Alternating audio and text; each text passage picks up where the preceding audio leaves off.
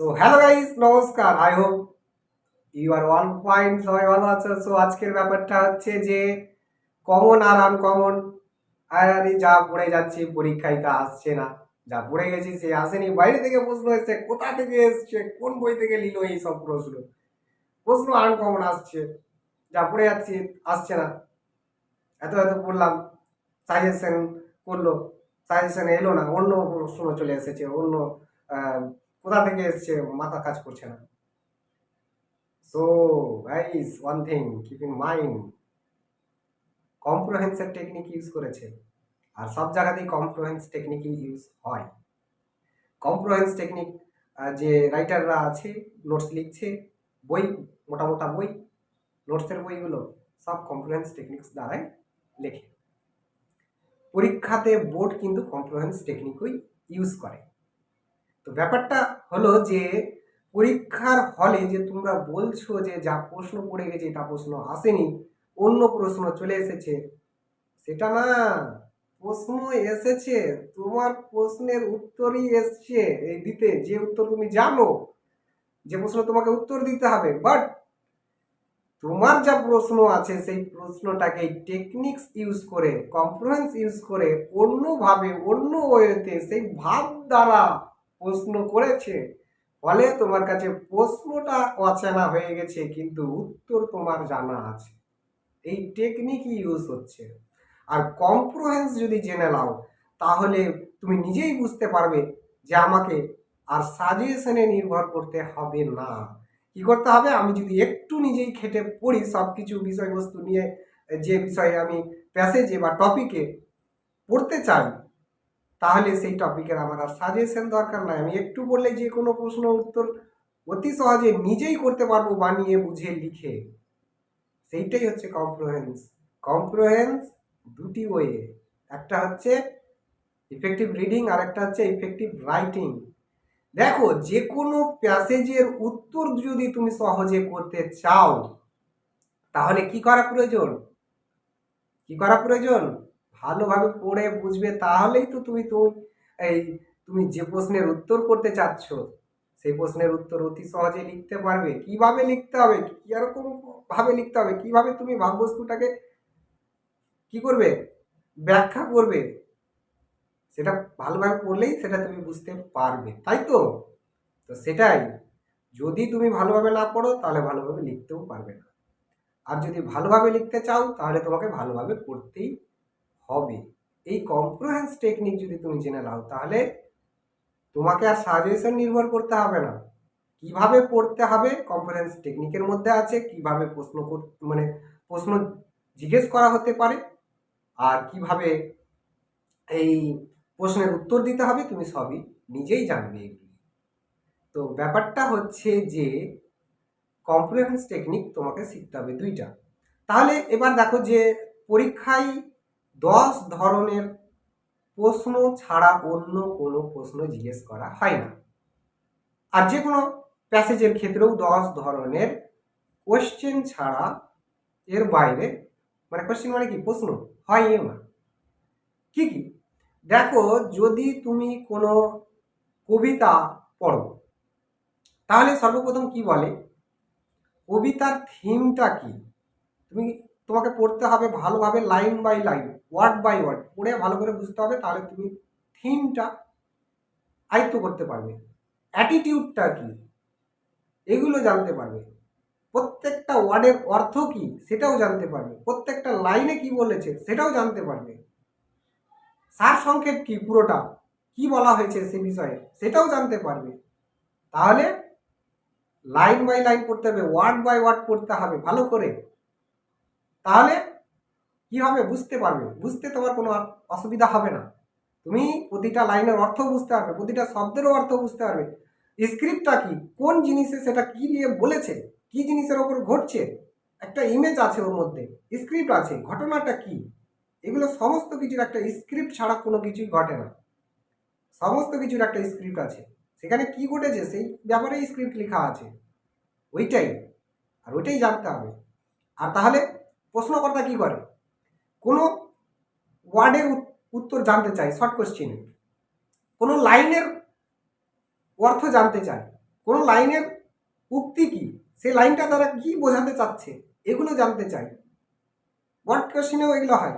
তাহলে প্রশ্ন কোনো লাইন ধরে জিজ্ঞেস করতে পারে, সার সংক্ষেপ জানতে পারে বিষয়বস্তুর ব্যাপারে কিসের, আর তুমি এটা পড়ে কি বুঝলে, এর ভাবভঙ্গি কি, এগুলো জানতে চাই, এসব জানতে চাই। তাহলে এগুলো যদি পড়ো তাহলে তোমাকে আর সাজেশনের উপরে নির্ভর করতে হবে না। 10 টাইপের কোশ্চেন যদি তুমি জেনে নাও, you can answer every question, প্রত্যেকটা প্রশ্নের উত্তর দিতে পারবে। Only 10 types of question if you know, যদি 10 ধরনের কোশ্চেন তুমি জেনে যাও তাহলে তোমাকে আর না শর্ট পড়তে হবে না এমসিকিউ করতে হবে, তুমি যে কোনো উত্তর অতি সহজে দিতে পারবে। কি কোনটা প্রশ্ন কত ওয়ার্ডস লিখতে হবে তুমি নিজেই পারবে, তুমি নিজেই পারবে। অল্প পড়ে না তোমাকে এত এত নোটস মুখস্থ করতে হবে, বেশি নোটসও মুখস্থ করতে হবে না। বইয়ে দেখবে যে কোনো প্যাসেজের অনেক নোটস আছে, 14টা 15টা, কোনো কোনো এসে 20টা, এত না। তুমি নিজেই বুঝতে পারবে যে আমি কয়েকটাই করে নিয়ে সমস্ত প্রশ্নের উত্তর নিজেই করতে পারবো। তাহলে এই টেকনিক্সগুলো ভালো করে জেনে নিতে পারলেই তুমি পরীক্ষার হলে every question you can answer, প্রত্যেকটা প্রশ্নের উত্তর দিতে পারবে। ভাববস্তুর দ্বারা প্রশ্ন জিজ্ঞেস করা হয়, কারণ ভাববস্তু ব্যাপারটা বুঝলে তো, একটা প্রশ্ন কতভাবে জিজ্ঞেস করতে পারে, আর এটা তো তুমি অতি সহজে বুঝতে পারবে যদি কম্প্রিহেন্সটা বুঝে নাও। ধরো যে একটা কবিতা কবিতা তো এইভাবে থাকে, এই 3-4টা করে বা 2-3টা করে লাইন দ্বারা থাকে, তারপরে শেষ, তারপরে ওর অর্থটা জানতে চায়।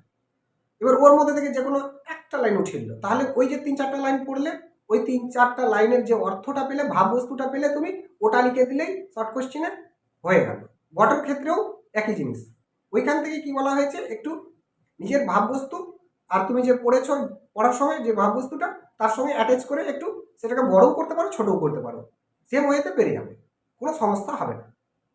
তাহলে ভালোভাবে পড়া প্রয়োজন আছে, আর ভালোভাবে না পড়লে উত্তর করতে পারবে না। আর যদি উত্তর করতে চাও তাহলে ভালোভাবে পড়তেই হবে।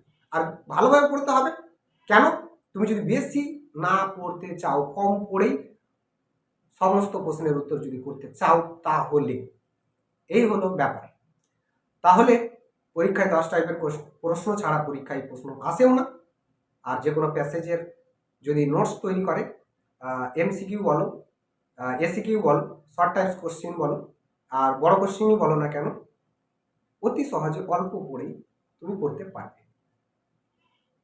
ওকে, সো এই ছিল আজকের আলোচনা, যে কমন আর আনকমনের ব্যাপারটা। কমনই আসছে, ভাব বস্তু সব রকম হয়, কে কোন ভাবে জিজ্ঞেস করলো প্রশ্ন সেইটাই জানতে হবে তো।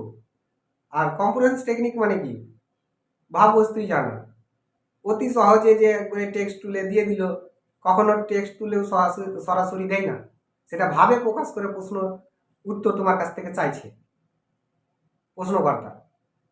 কখনো কখনো টেক্সট থেকে দেয়, আর কখনো কখনো টেক্সট থেকে দেয় আর 4-5টা টেক্সট লাইন আছে, ওইখান থেকে একটা লাইন দিল উত্তর, কিন্তু তোমার যেটুকু জানা ওইটুকুই উত্তর, খালি একটা বাক্য ওখান থেকে উঠিয়ে নিয়েছে, এইরকম টাইপের হয়। এগুলি হচ্ছে এক্সপিরিয়েন্স কোয়েশ্চেনারের কাছ থেকেই তুমি পাবে, যারা অতি দক্ষ টিউশনি কোচিংয়ের ব্যাপারে, প্রশ্নকর্তার ব্যাপারে, তারা টেকনিক নলেজ দিয়ে প্রশ্ন করতে পারে, এরাই পারে। তাহলে তোমাকে যে কোনো সাজেশনের উপরে নির্ভর করতেও হবে না, অত ঘন্টার ঘন্টা পড়ারও তোমার দরকার পড়বে না, বুঝলে তো। তো এই ছিল আলোচনা, কোয়েশ্চেন কোনো বাইরে থেকে আসে না, ভাব বস্তু বিভিন্ন টাইপের হয়, অনেকে অনেক রকম ভাবে কোয়েশ্চেন জিজ্ঞেস করে, কম্প্রিহেনশন টেকনিক ইউজ হয়, এর থেকে কোনো বাইরের টেকনিক ইউজ হয় না। ইফেক্টিভ রিডিং অ্যান্ড রাইটিং দুই প্রকারের, রাইটিংটা হচ্ছে খুব গুরুত্বপূর্ণ, কিন্তু কোন প্রশ্নটা কতভাবে তুমি এই উত্তরটা, একটা উত্তরকে কত ধরনের প্রশ্নের উত্তরের সাথে অ্যাটাচ করতে পারো, সেইটা হচ্ছে লেখার উপরে নির্ভর। কোন প্রশ্নটা কিভাবে শুরু করবে আর কিভাবে শেষ করবে সেটা হচ্ছে গুরুত্বপূর্ণ, কারণ হচ্ছে প্রথম দিকটা আর শেষের দিকটাকে কিভাবে ঠিক করবে, আর মাঝে কিভাবে অ্যাড করে একটা নোটস তৈরি করবে, ইম্পর্টেন্ট। এগুলা হচ্ছে লিখার টেকনিক, কৌশল।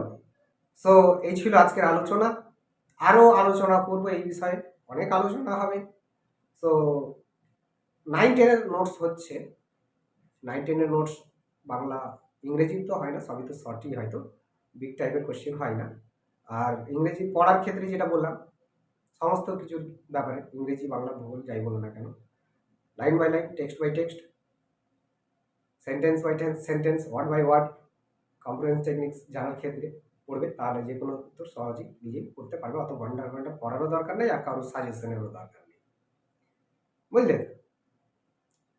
সো এই ছিল আলোচনা।